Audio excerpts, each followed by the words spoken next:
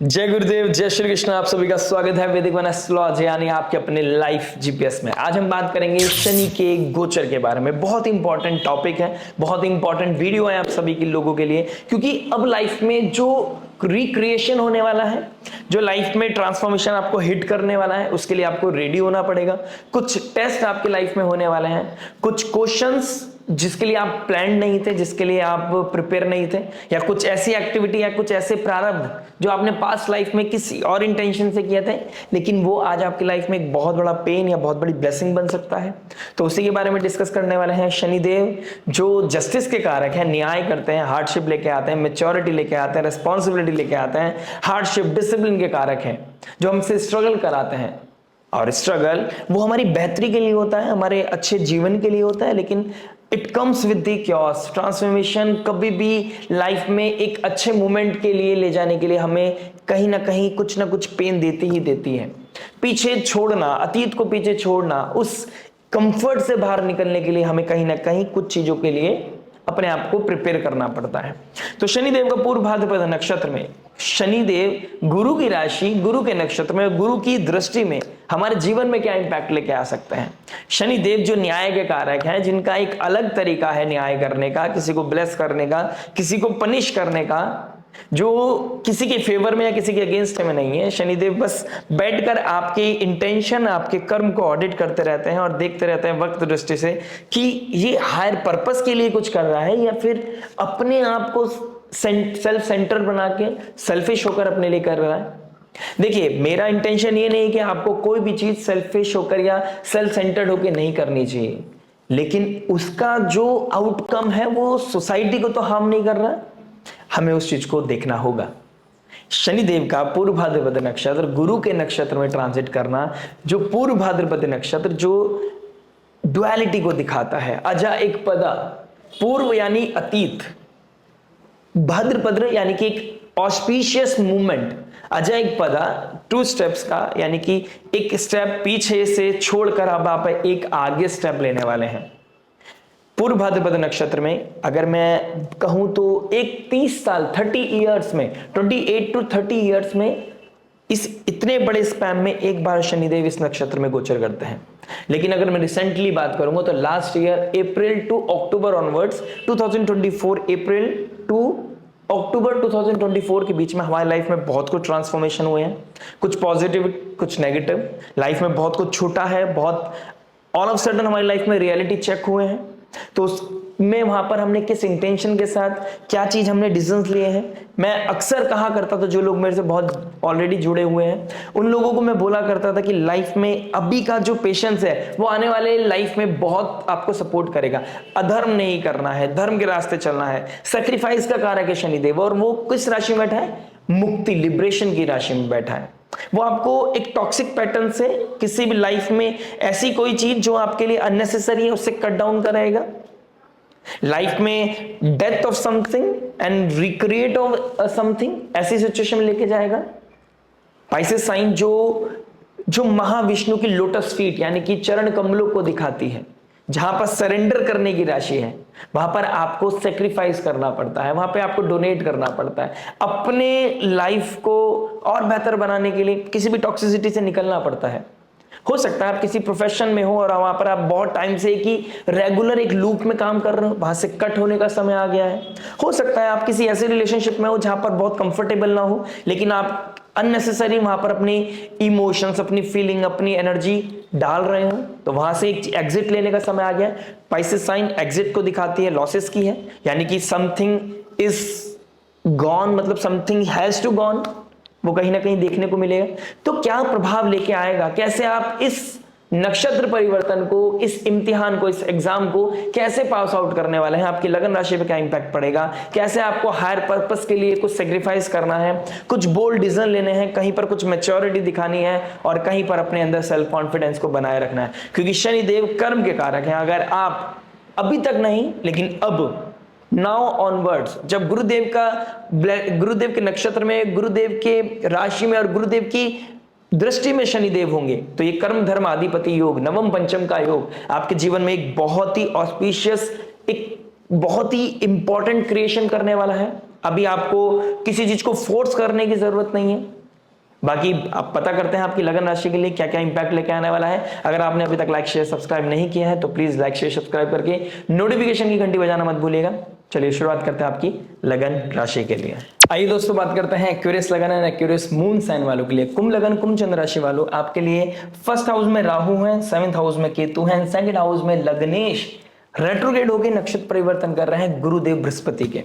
और गुरुदेव बृहस्पति का six house में जाके एक्सपेंड करना, रण रोग शत्रु के घर में एक्सपेंड करना, कहीं ना कहीं आपके लिए पॉसिबली है कि आपके फाइनेंसिस को गलत जगह लगवा सकता है, आपकी पर्सनालिटी को शिफ्ट कर सकता है, आपकी लाइफ में क्योटिक सिचुएशन क्रिएट कर सकता है, अनटिल अनलेस आप उस चीज को बहुत ही सीरियसली हैंडल नहीं करेंगे। अगर आप अपने लोन्स के रिगार्डिंग बहुत सीरियस हो जाते हैं, अपनी हेल्थ को लेकर सीरियस हो जाते हैं, कोई कोर्ट केस है बहुत टाइम से लाइंड अप हो रखा है और आप अवॉइड कर रहे हैं, एस्केप कर रहे हैं, अब आपको सीरियसली उसकी तरफ फोकस होना पड़ेगा। आपका कोई बिल है जो पास होना है, जो आपको डेट है क्लीन करनी है, अब उसकी तरफ आपका फोकस जाता हुआ नजर आएगा ही आएगा। सेकेंड हाउस हमारे फाइनेंसिस का है, हमारी स्पीच का है, हमारी वैल्यूज का है, हमारी फैमिली का है, हमारा पर्सनालिटी का मालिक जब इन सेकंड हाउस में चला जाता है तो सैक्रिफाइस करना पड़ता है। फैमिली के ऊपर आपको फाइनेंसिस को स्पेंड करना पड़ता है, बाय हुक और बाय क्रुक, चाहकर ना चाहकर भी आपको सैक्रिफाइस करना पड़ेगा। फैमिली की हीलिंग के लिए, फैमिली में ब्लेसिंग को बनाए रखने के लिए, फैमिली की सिक्योरिटी के लिए, सोसाइटी में अपना नेम को, वर्चस्व को बनाए रखने के लिए you have to spend on your family. और यहां पर सेविंग बहुत काम आने वाली है आपके। जिन लोगों ने जो सेविंग करके रखी है वो उनके लिए एक तरह का एक रामबाण और एक बहुत बड़ी ब्लेसिंग होने वाली है। अपनी स्पीच का, अपनी टोन का ध्यान रखना पड़ेगा आपको। वहां पर थोड़ा सा चेंज आ सकता है। किस तरह का फ्रस्ट्रेशन, किस तरह का एग्रेशन आपको कहीं ना कहीं शिफ्ट करेगा, जो आप हैं आप उससे विपरीत जा सकते हैं, यानी कि पर्सनालिटी में शिफ्ट आ सकता है आपकी। राहु फर्स्ट हाउस में आके आपको एक्सप्लॉइट करेंगे और आप अपने पैटर्न को बदलने की कोशिश करेंगे। नेटवर्क सर्कल बढ़ेगा, लोग आपके बारे में बात तो करेंगे, लेकिन आपको इंटरनल लेवल पर जो प्रॉब्लम आ रही है उसको सॉल्व करने में आपको फ्रस्ट्रेशन हो सकती है और आप एक ड्युअलिटी में लाइफ जी सकते हैं। यानी कि बाहरी दुनिया में आपको कुछ और दिखना है, लेकिन इंटरनल लेवल पर जो क्योस चल रहे हैं वो भी किसी को पता नहीं लगने देने हैं। तो यहां पर एक ड्युअलिटी आपकी लाइफ को हिट करने वाली है। इसको पॉजिटिवली ट्रांसफॉर्म करने के लिए, इसको हील करने के लिए आपको बहुत ही सीरियस होना पड़ेगा खुद को लेकर। कुछ बोल्ड डिसीजंस लेने पड़ेंगे, कुछ सेक्रीफाइस तो डिमांड करने ही वाला है यहाँ पर शनिदेव। अपने फाइनेंसिस को आप कैसे इस्तेमाल करते हैं उस चीज की देखने वाली बात होगी। सेकंड हाउस हमारी कमिटमेंट का है, हमारी वैल्यूज का है, एथिक्स का है, मोरालिटी का है। तो जो लोग इसके साथ, आप समझ रहे हैं मैं क्या कह रहा हूं, जो इसके साथ कॉम्प्रोमाइज कर लेते हैं ना, उनके लिए एक बहुत ही मेजर ट्रबल आने वाला है। आपने लास्ट ईयर किसी को कोई कमिटमेंट किया था, आपने मैरिज का कमिटमेंट किया था और आज वो तोड़ देना आपके लिए बहुत बड़ा कर्ज या बहुत बड़ी प्रॉब्लम क्रिएट कर सकता है। आपने किसी को कोई इन्वेस्टमेंट का कमिटमेंट किया था, आपने किसी के साथ कोलैबोरेट करके तोड़ दिया था, आपने फैमिली में किसी को सपोर्ट किया था या सपोर्ट करने का वादा किया था, या लाइफ में किसी चीज को बनाए रखने के लिए आपने किसी को कुछ कमिट किया था, अब आपको वो पूरा करना ही पड़ेगा या करना चाहिए। ऐसे सिनेरियोज बनेंगे कि आपको किसी चीज को वाइंड अप करने के लिए, क्लोजर देने के लिए, या फिर पॉजिटिवली अपनी लाइफ में एक आगे बढ़ने से पहले चीजों को वाइंड अप करने की आवश्यकता पड़ेगी। तो कुछ नेगेटिविटी, कुछ क्योटिक सिचुएशन, कुछ ट्रांसफॉर्मेटिव एनर्जीज आपको हिट करेंगी, लेकिन आपको ये पता भी चलेगा कहीं ना कहीं से, ज्योतिष के द्वारा, किसी सब्जेक्ट मैटर एक्सपर्ट के द्वारा, कहीं ना कहीं आपके सबकॉन्शियस माइंड में ये बात आएगी कि यार मुझे उस चीज को फॉरगिवनेस ले लेनी चाहिए, उनको माफी मांग लेनी चाहिए, या फिर मैं बैठकर कुछ चीजों को सॉर्ट आउट कर लेना चाहिए। यहाँ पर ये कुछ चीजें आ सकती हैं और आपको अपना कमिटमेंट किया गया आपके द्वारा कोई कमिटमेंट आपको फुलफिल करना चाहिए, no matter what it takes. अगर पॉसिबल है तो प्लीज उसको, कमिटमेंट को आपको पूरा करना चाहिए। फैमिली में क्योटिक सिचुएशन है, केतु 7th हाउस में बैठे हैं, मैरिड लाइफ में गैप्स को क्रिएट कर रहे हैं, डिटैचमेंट लेके आ रहे हैं, नॉन एक्सप्रेसिव हो गए हैं, और जब आप एक्सप्रेस करते हैं तो आप लाउड हो जाते हैं, या फिर आप अपने आप को आर्ग्यूमेंट की तरफ लेके जाते हैं। वहां पे चीजों को बैलेंस करने की जरूरत है, ट्यून करने की जरूरत है। अपने स्पाउस की तरफ भी आपको ध्यान देने की जरूरत है। उनको मेडिकल हेल्प या फिर कोई ना कोई उनको हेल्थ इश्यूज आते हुए मुझे नजर आ रहे हैं। जैसे कि मैंने स्टार्टिंग में बोला, किसी की तरह हेल्थ की तरफ आपका परेशानी बढ़ सकती है, आपको फोकस होने की जरूरत है, चीजों का एस्केप नहीं कर सकते। शनि देव का थर्ड एस्पेक्ट पड़ रहा है 4th हाउस पे। 4th हाउस हमारे होम एनवायरनमेंट का है। आपके घर में कोई वास्तु करेक्शन की जरूरत है, दिस इज द टाइम जब आप करा सकते हैं। कोई इनहेरिटेंस का प्रॉब्लम है वो सॉल्व करने के लिए आप एफर्ट मारोगे इस समय। कोई लैंड प्रॉपर्टी सेल करके अपनी लाइफ में कोई फाइनेंशियल क्रंच को खत्म करने की कोशिश करेंगे आप। मदर लाइक फिगर को कोई पेन होगा तो वहां पर कोई ना कोई आपको मेडिकल हेल्प की जरूरत पड़ेगी, आपको उनको करना चाहिए, सपोर्ट करना चाहिए। आपको कहीं ना कोई चीज इनसिक्योरिटी फील हो सकती है। इमोशनल पीस के लिए आप जितना भी डेडिकेशन एफर्ट डालेंगे कहीं ना कहीं आपको फील होगा कि कुछ कमी है, क्योंकि कार्मिक समय बहुत ज्यादा चल रहा है। फर्स्ट और 7th हाउस में आपके राहु केतु का बैठना और शनि का रेट्रोग्रेड होना, मल्टीपल एफर्ट्स के बाद भी आपके सॉल्यूशन आपको नहीं मिलने वाले हैं till mid of November. At least mid of November तक आपको एफर्ट डालने पड़ेंगे। तो घबराना नहीं है, अधर्म नहीं करना है, धर्म के रास्ते पे चलते रहना है। जितना आप सेवा करते हैं अपनी बड़ों की, अपनी फैमिली में, अपनी मदर लाइक फिगर की, आपके लिए वो कहीं ना कहीं ब्लेसिंग्स का कारण बनेगी। शनिदेव का डायरेक्ट एस्पेक्ट पढ़ना 8th हाउस पे। 8th हाउस ट्रांसफॉर्मेटिव है, लाइफ और डेथ का है, रिक्रिएशन का समय है, अपने आप को समझने का समय है। राहु की पावर को बैलेंस करने की जरूरत है आपको। आपने कमिटमेंट किया है उसको पूरा कीजिए। अपनी लाइफ में कुछ गलतियां हो गई तो उसको कहीं ना कहीं ठीक करने की कोशिश कीजिए। अपनी पुराने पैटर्न को, पुरानी आइडियाज को, पुराने बिहेवियर को खत्म करके एक नई इंटेंसिटी के साथ आगे बढ़ने का समय है। शुक्रदेव आपके 8th हाउस में बैठे हैं। कोई भी सीक्रेटिव चीजें आपको परेशान कर सकती हैं। किसी का सीक्रेट बाहर आके आपको परेशान कर सकता है। किसी के साथ सीक्रेटिव रिलेशनशिप बनाना, इमोशन शेयर करना, आपको मेक श्योर करना चाहिए आप किसके साथ क्या बात कर रहे हैं, कितनी बात कर रहे हैं, क्या शेयर कर रहे हैं, किसके साथ शेयर कर रहे हैं, उनका एजेंडा क्या है, आपका एजेंडा क्या है। चीजें मिसमैच हो सकती है, मिसकम्युनिकेशन हो सकता है, या फिर आप क्लियर हो आप दोनों, लेकिन वो आपके सामने एक ऐसा अनप्लान्ड क्वेश्चन आएगा कि आप सोचोगे इस बारे में तो मैंने सोचा ही नहीं था। तो कोई ना कुछ चीजें सडन ट्रांसफॉर्म होती हुई नजर आ रही हैं। कुछ ना कुछ मेजर सडन चीजें, सडन प्रॉब्लम आपको परेशान कर सकती हैं। अगर आपके लोअर एब्डोमेन में दिक्कत है, आपके स्टमक में रिलेटेड कोई इशू है, तो आपको यहाँ पर थोड़ा सा ध्यान देना चाहिए। शनिदेव का 10th एस्पेक्ट पढ़ना आपके 11th हाउस पर। देखिए, लग्नेश का 2nd हाउस में बैठना और शनि का 10th एस्पेक्ट आपके 11th हाउस के मालिक पे बैठना। 11th हाउस का मालिक 6th हाउस में जाके डायरेक्ट उच्च के हो रहे हैं, एक्सॉल्ट हो रहे हैं, यानी कि गुरुदेव बृहस्पति। अब आपको आपके इनकम सोर्स का जो पैटर्न है वो चेंज होगा। कुछ शिफ्ट आने वाला है आपके इनकम गेन्स में, आपके शिफ्ट आने वाला है।